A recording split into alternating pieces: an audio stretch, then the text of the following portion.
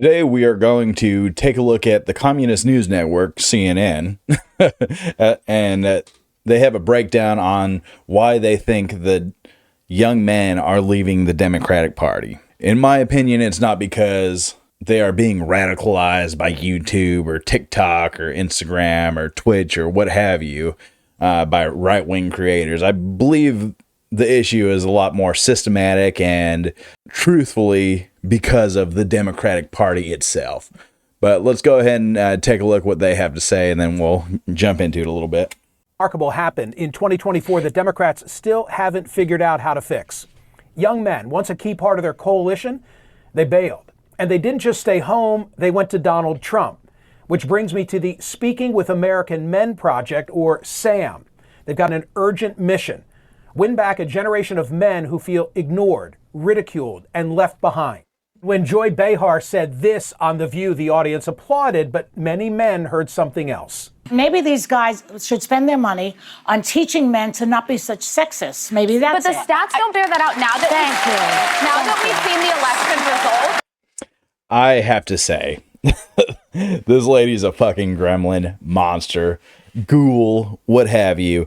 The View, they're a bunch of fucking hacks, you know? I mean, in 2020, when Bernie Sanders was running for president, you know, they were snubbing him out left and right, but they were fucking giving Joe Biden smooth hand jobs under the goddamn table.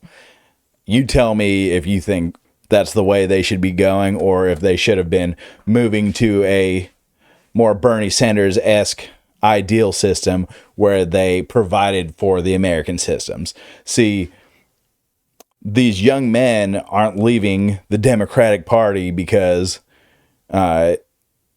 it's cool and hip to do. I mean, nobody likes a fucking MAGA Republican.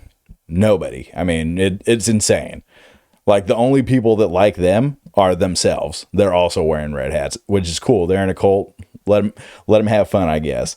But people saying this type of shit, of course, I mean, she says every young man is sexist and misogynist or whatever. Why would anybody want to be on her team?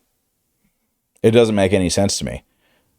The fact of the matter is, the Republican Party has much better messaging for young men. I mean, it's not a great message. It's filled with hate, bigotry, and what have you. But it's more messaging than what the Democratic Party is giving them. Let's carry on with this video. Sam's research found that comments like that, widely shared online, feed a perception that Democrats see men as the problem rather than as part of the solution. The response that we get is all too similar to Joy's. These young men, if they're not already with us, then they're dangerous. Nothing could be further from the truth. What we've found is that men actually care about the same things that progressives care about. Young men want affordable housing. They want better access to healthcare, but they're not being invited into the conversation, and they're not seeing themselves reflected in the progressive coalition that Democrats purport to work for. And the fact of the matter is, the Democratic Party is not pushing anything. They're keeping the status quo, which, I mean, at the end of the day is a very conservative outlook, isn't it? Conservatism is basically just, let's keep everything the same as it is. We don't want to progress. We don't want to have a progressive nation. We want to be conservative with our values. And that's basically what the Democratic Party is. It's an establishment center-right party, if you're looking at it on the scale of the world, which I tend to do. In Europe, this would be a right-wing party. In my opinion, the only true option to progress in the country is going with politicians that Democrats and Republicans alike call radical left. Too far left. Oh, both sides are the same because, you know, yeah, the MAGA people, they want to burn down Planned Parenthoods. But did you hear what the radical left want to do? They want to give everybody health care. What kind of monster wants to give an American citizen health care?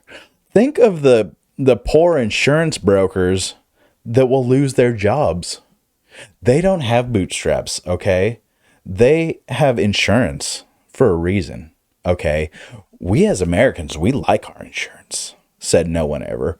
I mean, it's a ridiculous sentiment to say that both sides are the same. Far left and the far right are not equal. The far right, they want everybody deported that isn't white. They want $0 minimum wage. You know, they want kids to be working in sweatshops. They want everything that's bad for this country. Far left, they want housing for the homeless. They want health care for everyone. They want a living wage as the minimum wage. They want corporate taxes to be a fair tax rate rather than paying 0.3%. They're not the same. And that's the reason why it's such a ridiculous argument. At the end of the day, young men are flocking to the Republican Party because they're being messaged rather than prosecuted that the Democratic establishment party is giving them. The fact of the matter is the DNC needs to fully reevaluate what they want the future to be, because at the end of the day, they're not going to have a true Democratic Party unless they start having true Democratic values. Most of the shit that I speak of are very, very highly rated in the country. It's just corporations don't let any of this shit go through because they're the ones that hold all the power.